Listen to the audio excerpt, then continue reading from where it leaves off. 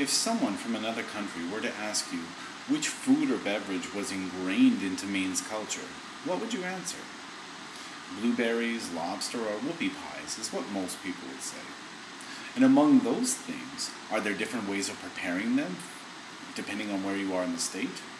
If you answered yes, then it's probably pretty easy to imagine that although Germany is famous for its beer culture, there are literally hundreds of different beer cultures, with more than 1,100 breweries producing more than 5,000 different types of beer. To put that into perspective, all of this diversity takes place in an area that is slightly smaller than Montana. And one area in particular, called Franconia, is unique not only for having the most diverse beer culture in Germany, but even in the world. Today, I'll be speaking about what makes Franconian beer traditions so unique.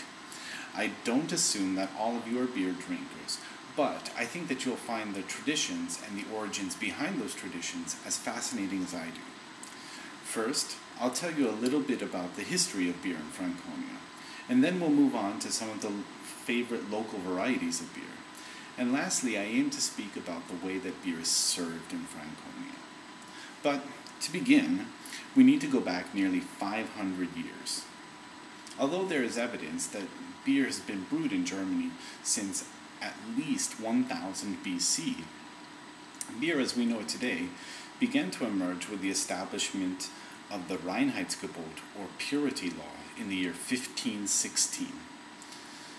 This law stated that only barley, hops, and water could be used in brewing beer. This law was in response to some of the substandard brewing practices that were going on at the time. In order to save money, brewmasters were using spices, chalk, or even hard-boiled eggs to flavor their beer, with obviously disgusting results. The establishment of the Reinheitsgebot changed brewing from a craft into a science. Most of the early brewing was done by monks and nuns in feudal Germany for private use, but it quickly turned into a cottage industry. And at the time, beer was only rarely transported off the premises of the brewery. If you wanted a mug of beer, you had to take your mug from home to the brewery and they would fill it up for you. How many people would drink less today if they had to walk a mile for each beer that they had? Munich's Oktoberfest is the most famous beer event in the world, but Franconia is Germany's beer capital, with more than 300 microbreweries in an area roughly the size of New Jersey. Although this sounds like a high number, many of those breweries produce less than 30,000 gallons per year. To give you some perspective on that, Budweiser produces more than 155 million gallons per year. Also, the beer which is served in Franconia rarely travels more than 20 miles from the brewery. Now that we've talked about the origins of Franconian beer, it's time to talk about what kind of beer you'll find there. Most beer that is brewed in large breweries in the United States is Pilsner. This is the slightly bitter, pale ale that you see, but in Franconia, this real brown ale is king. Ale is not quite as bitter as Pilsner is, and this is due to the higher yeast content. It also has a slightly smoky flavor that comes from malted barley, which is also missing in Pilsner, and ranges in color from an amber to nearly black. Also popular in Franconia is Keller beer, or cellar beer in English. This beer is roughly the same in color, but is slightly cloudy due to a lack of pasteurization. Obviously, Keller beer also has a shorter shelf life because of this lack of pasteurization. The final kind of beer brewed in Germany is Rauchbier, or smoked beer, which gets its smoky flavor from malted barley, and also it's fermented in smoked wooden casks. One specialty smoked beer called Schlängele in Bamberg even has an aftertaste that is very similar to that of Black Forest ham. When in a Franconian restaurant, beer is usually served in a glass as opposed to the famous German beer stein. This is due to the fact that broken or chipped steins are very expensive to produce. Therefore, some pubs have steins that are reserved for regular guests, but most patrons are served beer in a glass, which, by the way, is never frosted. The last point regarding style is the temperature that beer is served in Franconia. While most Americans prefer beer as close to freezing as possible, most Franconians like to drink their beer at the same temperature of a cool basement. If the beer is served too cold, it's not unusual to see Franconians wait a few minutes for it to warm up and take the chill off. Occasionally, visitors to a pub which is serving its beer a little bit colder due to warm weather will see elderly patrons put a battery-powered beer warmer into the beer in order to warm it up. But this is becoming more and more rare as Germans begin to drink their beer colder and colder as opposed to past generations. The next logical question is, how do Franconians purchase their beer?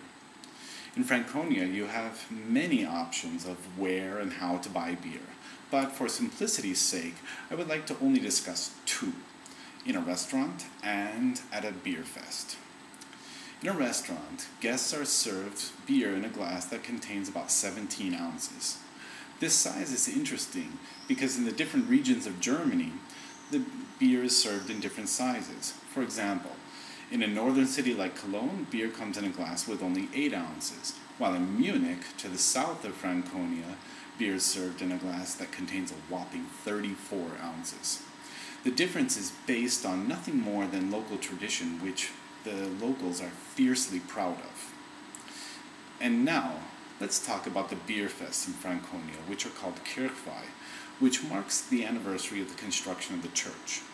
Although mixing church and beer sounds strange to many of us Americans, as I mentioned earlier, there's a long tradition of monks and nuns brewing in Germany. It's not difficult to imagine the monks and the nuns sitting back and enjoying the finishing of their hard work constructing the church with a cool beer.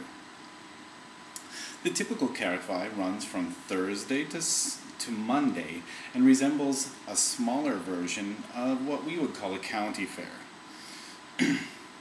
In Franconia, every town has a Kirchweih, no matter how big or small.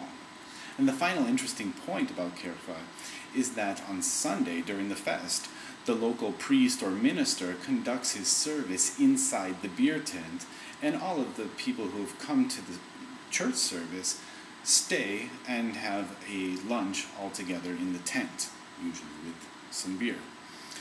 To sum things up, there was a lot of information here, but remembering every detail is not as important as the spirit. Beer in Franconia is not just a recent fad. It's part of people's lives and has been for a long time. They have a respectful and responsible relationship to beer that emphasizes moderate enjoyment of this traditional beverage, not getting drunk, which is somewhat frowned upon. Franconian beer culture is one point where the Renaissance meets today through this long lineage of culture that still exists. Franconian beer has stayed relatively the same.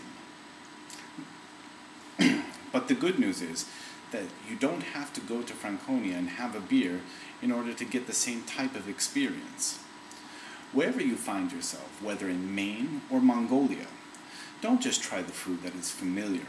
Go out there and try some of those unfamiliar local specialties. What you might find might not only be tasty, but the history of it could help you understand and enjoy your visit to that region even more. Thank you.